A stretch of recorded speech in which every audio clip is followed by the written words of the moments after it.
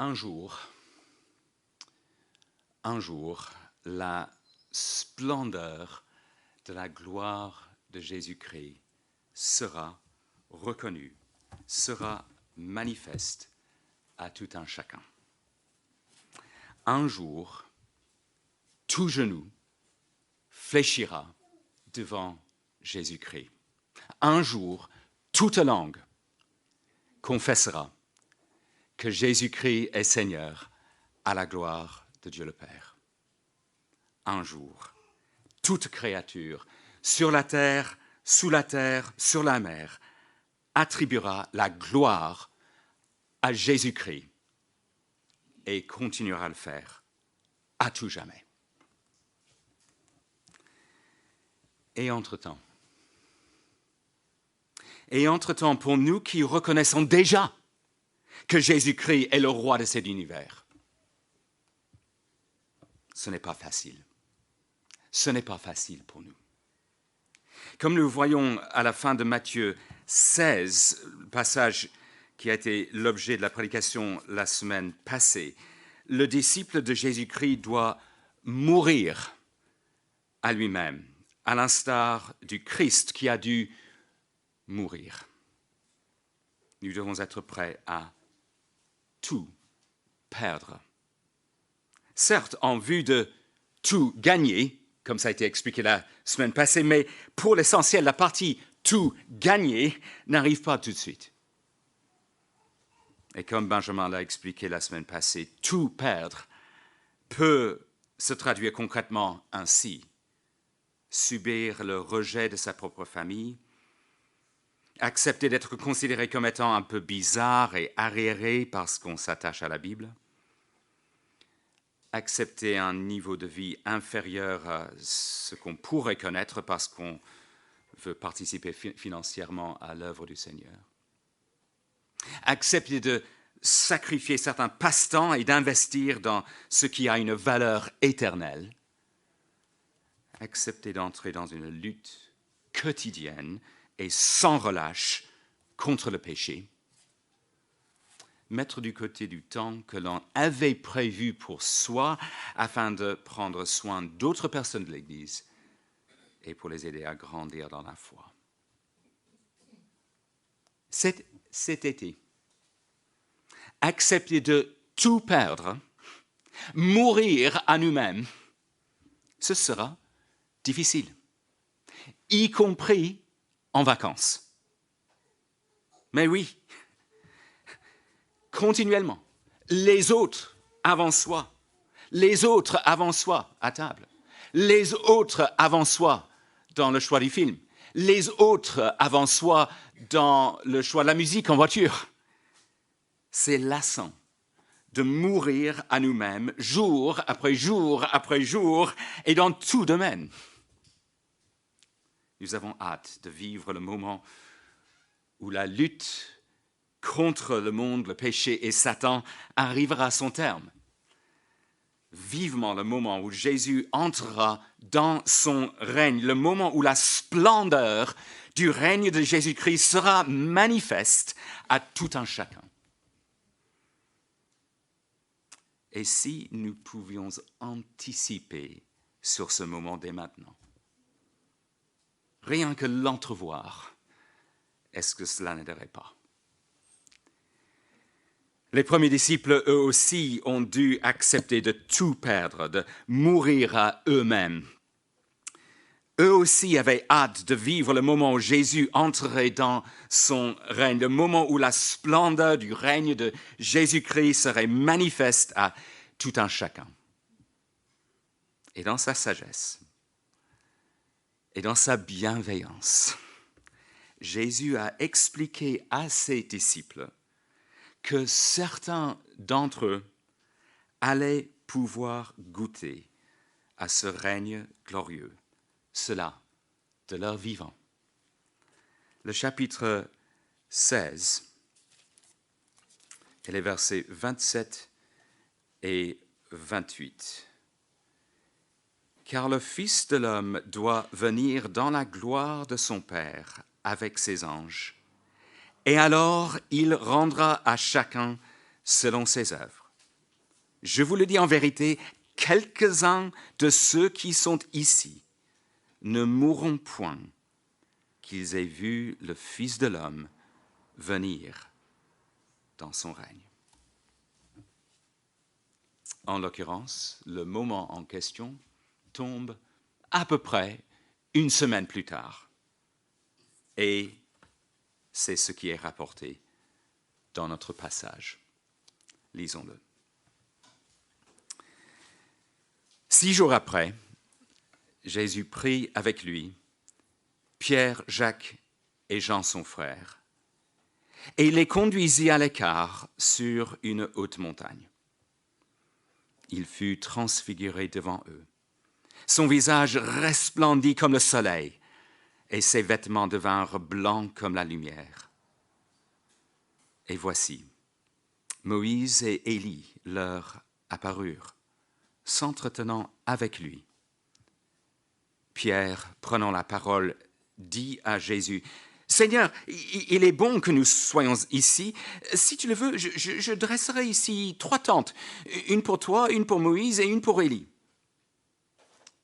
Comme il parlait encore, une nuée lumineuse les couvrit, et voici une voix fit entendre de la nuée ces paroles, « Celui-ci est mon Fils bien-aimé en qui j'ai mis toute mon affection, écoutez-le. » Lorsqu'ils entendirent cette voix, les disciples tombèrent sur leur face et furent saisis d'une grande frayeur. Mais Jésus, s'approchant, les toucha et dit, « Levez-vous, n'ayez pas peur. » Ils levèrent les yeux et ne virent que Jésus seul. Comme ils descendaient de la montagne, Jésus leur donna cet ordre. Ne parlez à personne de cette vision jusqu'à ce que le Fils de l'homme soit ressuscité des morts. Les disciples lui posèrent cette question. Pourquoi donc les scribes disent-ils qu'Élie doit venir premièrement? Il répondit, il est vrai qu'Élie doit venir et rétablir toutes choses, mais je vous dis qu'Élie est déjà venu et qu'ils ne l'ont pas reconnu et qu'ils l'ont traité comme ils ont voulu. De même, le Fils de l'homme souffrira de leur part. Les disciples comprirent alors qu'il leur parlait de Jean-Baptiste.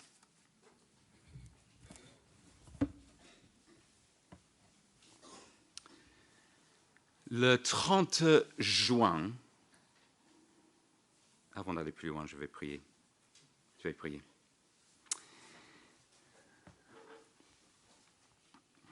Notre Dieu, notre Père, après avoir entendu les Écritures, nous voudrions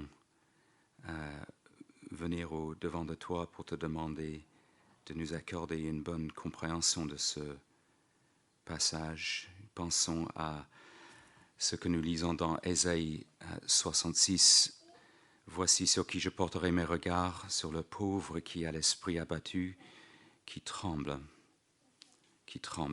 à ma parole. » Et notre Dieu, notre Père, nous te remercions pour le privilège que nous avons maintenant de nous mettre à l'écoute de cette parole. Mais nous ne voudrions pas être comme nous le lisons dans Jacques 1, simplement contents d'écouter cette parole et en nous trompant nous-mêmes. Donne-nous de trembler à cette parole, au point de mettre cette parole en pratique, au point de vivre de façon conforme au passage que nous venons de lire. Accorde-nous cette grâce pour ta seule gloire. Nous t'en prions au nom de Jésus. Amen.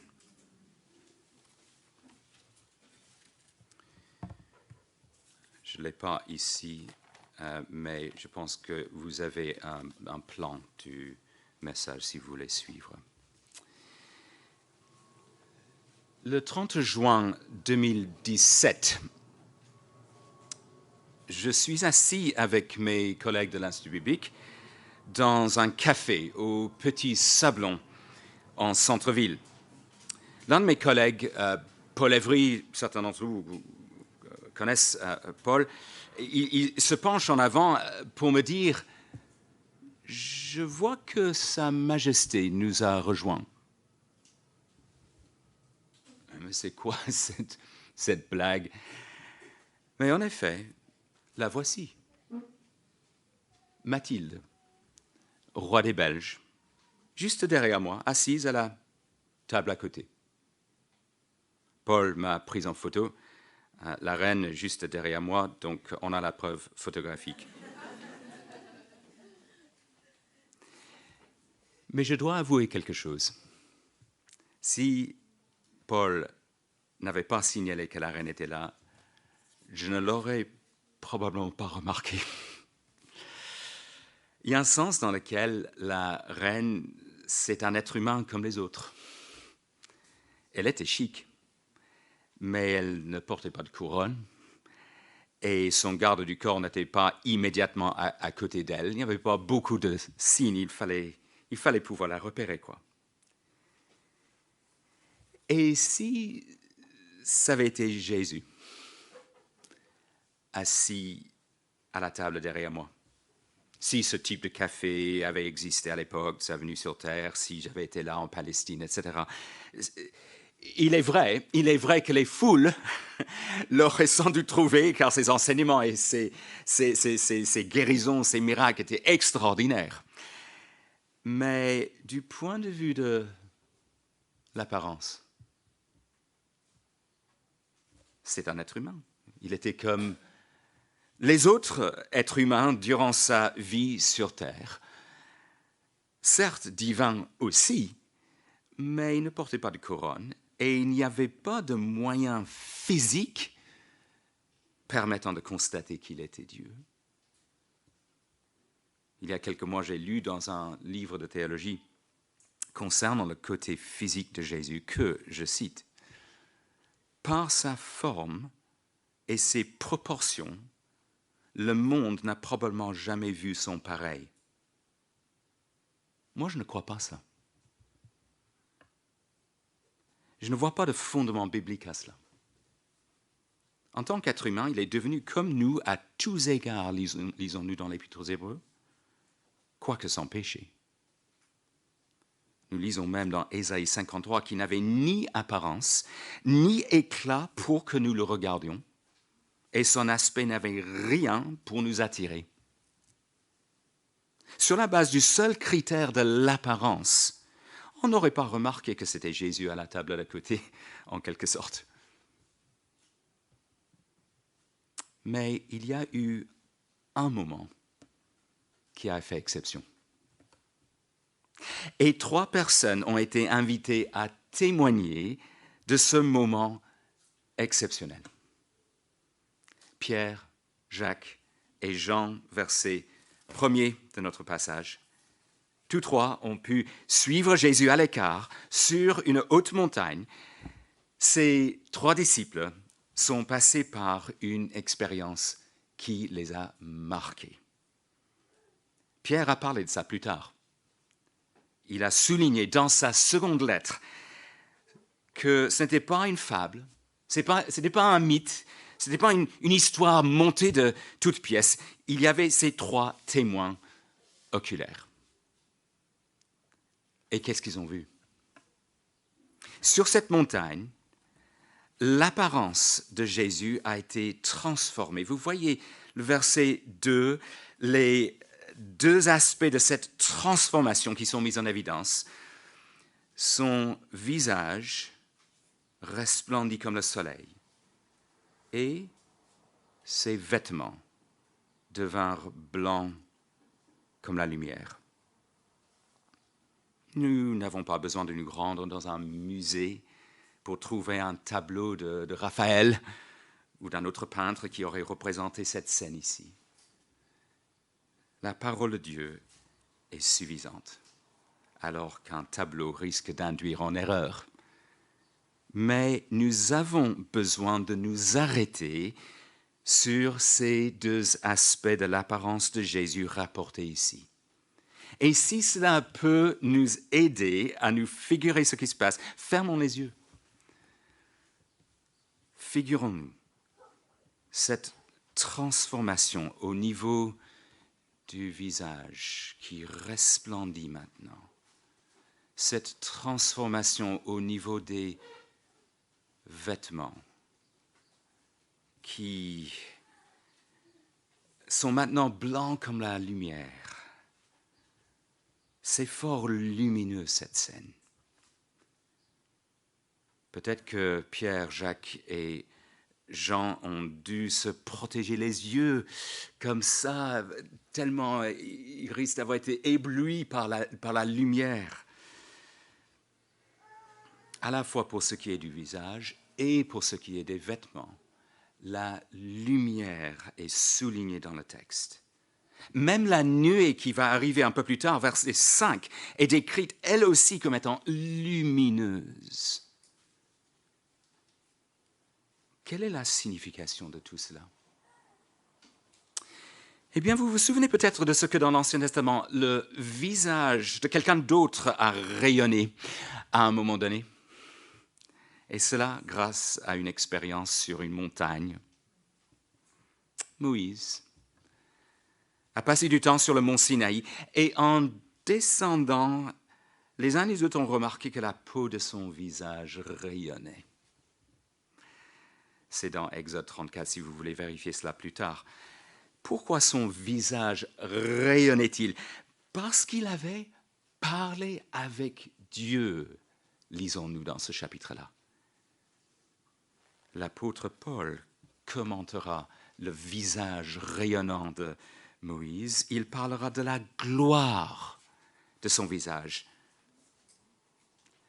Qu'en est-il dans notre passage, Matthieu 17, lorsque l'apparence de Jésus est transformée? Certes, c'est Dieu le Père qui orchestre cela. Pierre va préciser cela plus tard. Mais le visage resplendissant de Jésus ne dépend pas d'un entretien avec son Père. Jésus est le Fils de Dieu. Jésus est le rayonnement de la gloire de Dieu, lisons-nous dans Hébreux 1. Et Pierre, Jacques et Jean ont pu percevoir la réalité de cette gloire sur la montagne. Et les vêtements blancs comme la lumière, cela rappelle l'apparence de Dieu dans Daniel 7. L'ancien des jours, dans Daniel 7, dont le vêtement était blanc comme la neige. Or, l'ancien des jours donne la gloire à un fils de l'homme dans ce passage-là. Il donne la domination, la gloire et le règne à ce fils de l'homme, dont le règne sera absolu et éternel. Jésus est ce fils de l'homme.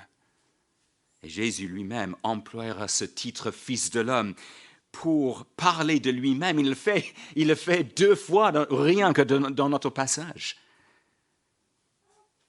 Fils de l'homme, avec cette expression, il ne faudrait pas simplement avoir en tête un homme, mais le roi de l'univers, celui qui régnera de façon totale, universelle et éternelle.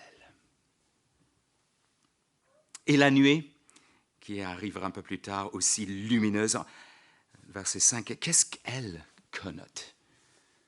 Eh bien, pensons à nouveau à Moïse sur la montagne. Je vais lire dans Exode 24. Moïse monta sur la montagne et la nuée couvrit la montagne. La gloire de l'Éternel reposa sur le mont Sinaï et la nuée le couvrit pendant 6 jours. Le 7e jour, l'Éternel appela Moïse du milieu de la nuée. L'aspect de la gloire de l'Éternel était comme un feu dévorant sur le sommet de la montagne aux yeux des enfants d'Israël. Moïse entra au milieu de la nuée et il monta sur la montagne. Moïse demeura sur la montagne 40 jours et 40 nuits. C'est cette gloire qui a conduit les Israélites dans le désert, qui a rempli le tabernacle, qui a rempli le temple. Juste un autre car on pourrait multiplier les lectures, mais juste encore une pour illustrer ce phénomène. C'est le moment de la dédicace du temple. Je lis dans 1 Roi 8. Au moment où les sacrificateurs sortirent du lieu saint, la nuée remplit la maison de l'Éternel. Les sacrificateurs ne purent pas y rester pour faire le service à cause de la nuée, car la gloire de l'Éternel remplissait la maison de l'Éternel.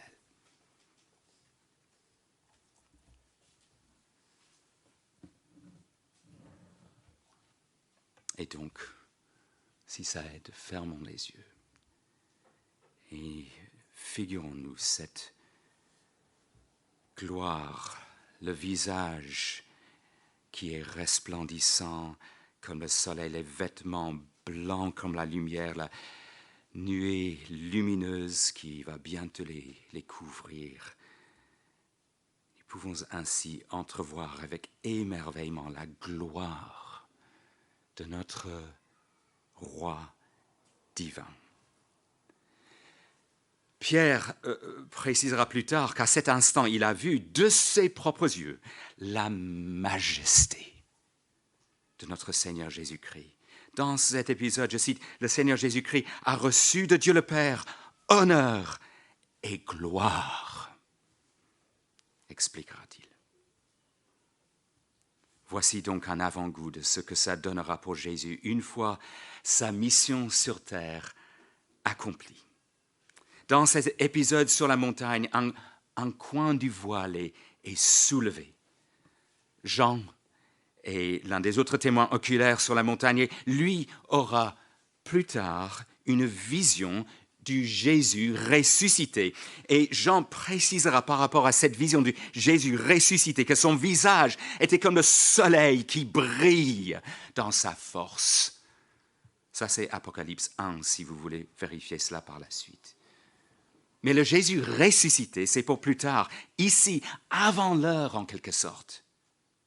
Les 3 disciples peuvent entrevoir comment sera leur roi dans toute sa splendeur. Après avoir entendu parler de la mort de Jésus et de la mort à eux-mêmes, juste avant, normalement, cette scène devrait les aider, les rassurer, les fortifier dans la poursuite de la mort à eux-mêmes. C'est semblable pour nous. C'est comme si un soldat lambda, au moment de partir au combat, au moment de sortir de sa tranchée, recevait une vision du grand général de l'armée ou de son roi victorieux après la bataille. Ah, victoire! Vous voyez que nous pouvons être rassurés alors que nous devons mourir à nous-mêmes et que c'est dur. Rassurés car notre Maître vient dans toute sa gloire.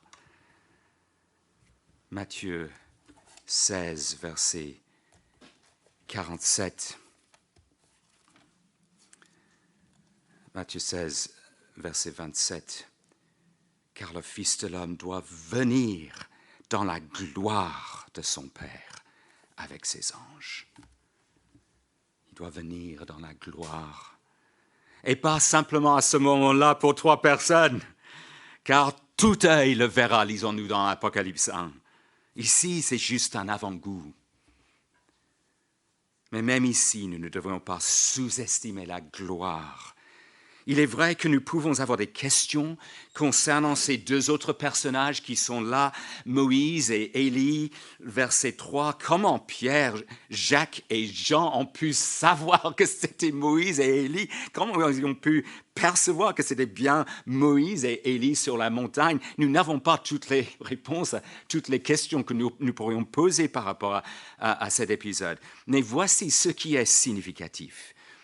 Il ne nous est pas dit les concernant. Il ne nous est pas dit les concernant que leur visage brillait et que leurs vêtements étaient blancs comme la lumière. Moïse et Élie ne parlent même pas. Même Pierre ne leur adresse pas la parole. Et donc on commence à comprendre, on ne peut pas placer Moïse et Élie sur un pied d'égalité avec Jésus. Ce qui fait que, semble-t-il, Pierre commet un impair, n'est-ce pas, dans le verset 4. Pierre, prenant la parole, dit à Jésus, « Seigneur, il est bon que nous soyons ici. Si tu le veux, je dresserai ici 3 tentes. Une pour toi, une pour Moïse, une pour Élie. »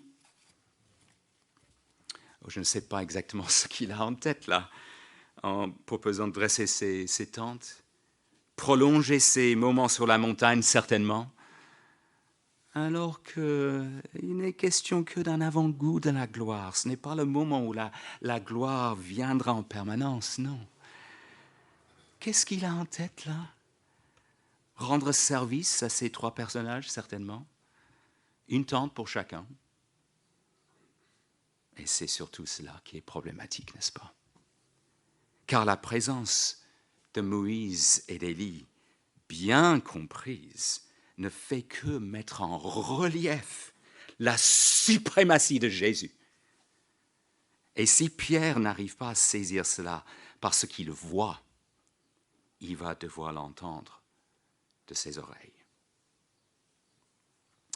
Je ne sais pas si vous avez vécu un son et lumière, peut-être à la Grande Place de Bruxelles, juste à l'approche de Noël. Mais on voit dans cet épisode que cela percute davantage lorsque le son s'ajoute à la lumière. Oui, ce n'est pas l'apparence de Jésus qui est l'aspect le plus marquant de ce qui se passe sur la montagne. Car alors que Pierre est toujours en train de prendre la parole, il est interrompu par l'arrivée de la nuée et par la voix qui se fait entendre depuis la nuée, la voix de Dieu le Père, verset 5. « Celui-ci est mon Fils bien-aimé, en qui j'ai mis toute mon affection. Écoutez-le. » Cette voix est assommante. Pierre, Jacques et Jean se trouvent maintenant par terre, sur leur face, verset 6, saisis d'une grande frayeur. Et on a compris que cette voix doit retenir l'attention. Mais quelle est la signification de cette voix? Il y a un indice dans ce que les disciples voient par la suite. Ils sont par terre dans cet état de crainte. Jésus les rassure, les disciples lèvent les yeux et ils voient. Ils voient Jésus. Et Jésus seul. Ce mot « seul » est souligné à la fin du verset 8. Cela met à mal l'idée de 3 tentes, n'est-ce pas? En clair, Jésus-Christ éclipse Moïse et Élie en gloire. Moïse et Élie, on ne les voit même plus. Et cela cadre exactement avec ce que la voix ordonne. Cette voix qui se fait entendre depuis la nuée ordonne à Pierre, Jacques et Jean d'écouter une autre voix, celle de Jésus. Écoutez-le. Il ne s'agit pas d'un conseil. Il ne s'agit pas d'une recommandation. Il s'agit d'un commandement. Pourquoi cette insistance? Justement parce que Jésus-Christ est supérieur à Moïse et Élie, voire suprême. 3 considérations à cet égard émergent de notre passage. Si nous voulons être plus à même de mourir à nous-mêmes cet été, nous avons besoin de ces informations. Dans quelle mesure est-ce que nous avons compris la suprématie de Jésus-Christ? 3 considérations d'abord. Considérons comment Jésus réunit deux rôles en sa seule personne. Car la voix, depuis la nuée, emploie deux formules de l'Ancien Testament qui évoquent deux fonctions clés qui sont réunies en Jésus-Christ. La formule « celui-ci est mon fils », cela reprend le psaume 2. Ce psaume-là présente un roi suprême qui allait venir. Ce roi allait occuper le même rang que Dieu lui-même. Ce roi suprême, ce roi divin, c'est Jésus-Christ. Et l'autre formule, en qui j'ai mis toute mon affection, cela reprend Ésaïe 42, qui présente un serviteur qui allait venir. Ce serviteur allait obéir parfaitement à Dieu. Ce serviteur allait souffrir, il allait mourir. Il allait représenter certaines personnes, de sorte que sa vie parfaite puisse compter pour ces personnes. Il allait se substituer à ces mêmes personnes dans sa mort. Il allait mourir à la place de ces personnes pour pardonner leurs péchés. Ce serviteur souffrant, c'est Jésus-Christ. Et c'est grâce à lui et à lui seul que toi, tu peux être en règle avec Dieu. Si tu n'es pas encore en règle avec Dieu, le moment d'entrer en bonne relation avec Dieu, c'est maintenant. Tu veux que tes péchés soient pardonnés, que tu n'aies plus la perspective d'être condamné par ton Créateur lors du jour du jugement. Eh bien, ce pardon est offert grâce à ce personnage, offert gratuitement, grâce à ce personnage suprême auquel nous avons affaire ce matin, car il a été condamné à ta place, si tant est que tu reconnaisses qu'il est ton roi. Il suffit de te rendre, de te soumettre à l'autorité de Jésus-Christ, de décider de vivre pour honorer Dieu. Voici donc en une seule figure le roi divin et le serviteur souffrant. Il ne s'agit pas de Moïse, il ne s'agit pas d'Élie, il s'agit de Jésus-Christ. Mais quelqu'un me dit, mais Moïse et Élie étaient tous deux des prophètes importants. Oh, c'est sûr. Mais cela nous amène à notre deuxième considération concernant la suprématie de Jésus-Christ. Car la voix depuis la nuée dit aussi, nous l'avons vu, écoutez-le. Cela reprend Deutéronome 18, passage qui présente un prophète à venir. Mais ce prophète, oui, il sera comme Moïse, mais ce prophète sera supérieur à Moïse. Ce prophète, c'est Jésus-Christ. Il faut l'écouter. Et Élie, pourquoi est-ce que lui aussi apparaît sur la montagne? Quel est son rapport avec Jésus-Christ? Voici notre troisième considération. Et vous l'aurez remarqué dans la lecture. Les disciples, eux aussi, ont des questions concernant Élie. Il y a une attente comme quoi Élie devra venir, verset 10. Le prophète Malachie avait précisé cela. C'est une juste attente, une bonne attente. Jésus confirme cela, verset 11. Mais le personnage dans Malachie qui devait venir n'est pas littéralement le prophète Élie, cet Élie-là. Celui qui doit venir n'est pas celui qui avait concurrencer les prophètes de Baal sur le mont Carmel, qui avaient été enlevés au ciel, qui avaient balisé le chemin de la venue de son successeur Élisée. Non, il est question de quelqu'un qui est calqué sur ce personnage-là, qui ressemble à Élie, un nouvel Élie, si vous voulez, ou un Élie bis. Il se révèle que cet Élie bis est Jean-Baptiste. Et si vous avez des doutes à ce propos, je vous renvoie au dernier verset de notre passage, le verset 13. Or, cet Élie bis Jean-Baptiste est un personnage important. Jésus parle de sa grandeur dans le chapitre 11.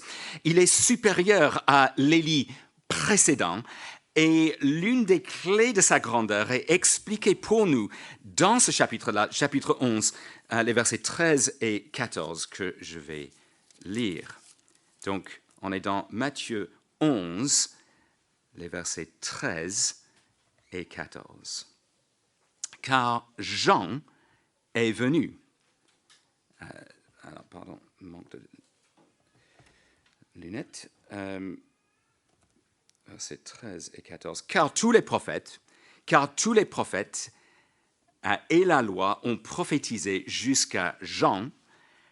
Et si vous voulez le comprendre, c'est lui qui est l'Élie qui devait venir.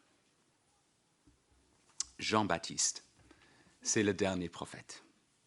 Jean-Baptiste, c'est l'avant-coureur, celui qui pointe immédiatement du doigt Jésus-Christ.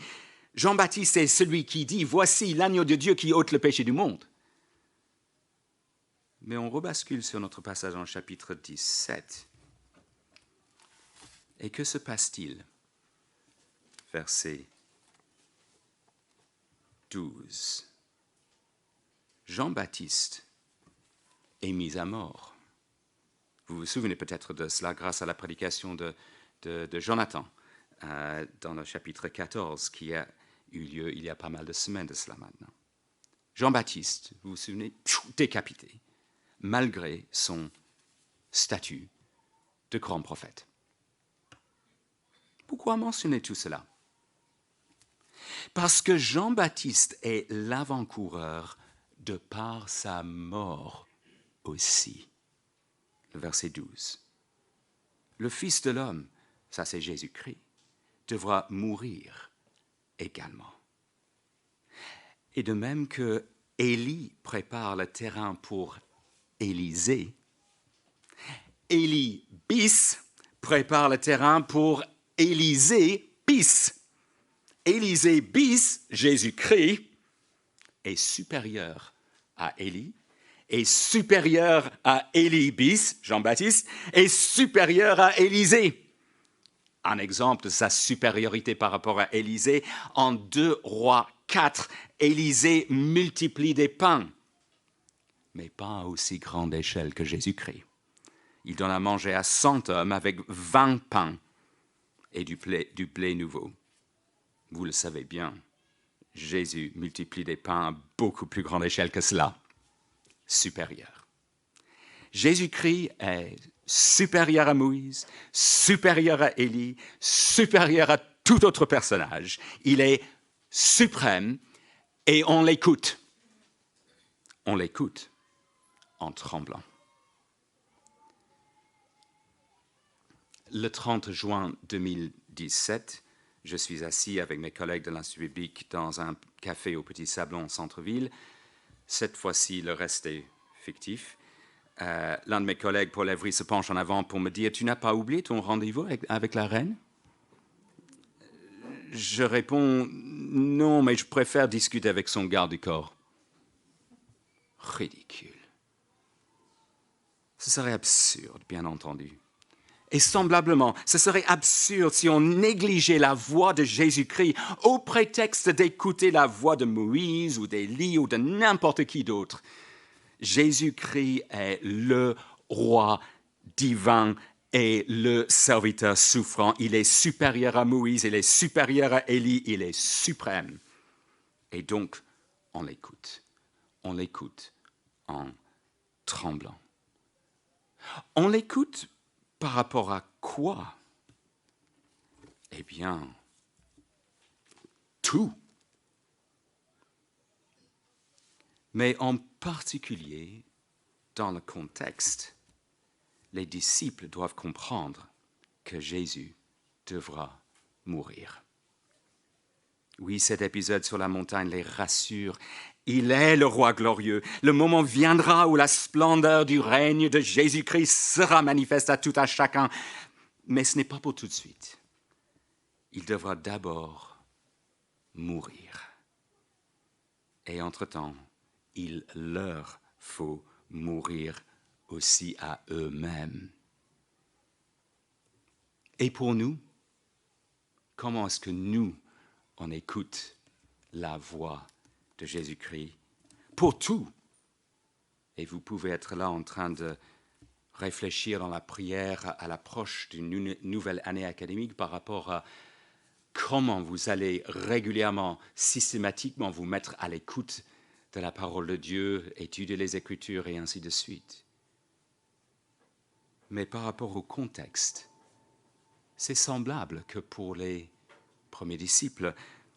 Certes, Jésus est mort, est ressuscité, est monté au ciel, mais son retour pourrait ne pas être pour tout de suite. Et tant que Jésus ne reviendra pas, nous devons vivre pour lui et non pour nous-mêmes. Nous mourrons à nous-mêmes et nous l'écoutons par rapport à cela avec tremblement. Et ce sera difficile. C'est lassant même de mourir à nous-mêmes, jour après jour après jour. Cet été, accepter de tout perdre, mourir à nous-mêmes, y compris lorsque nous serons en vacances, ce sera difficile.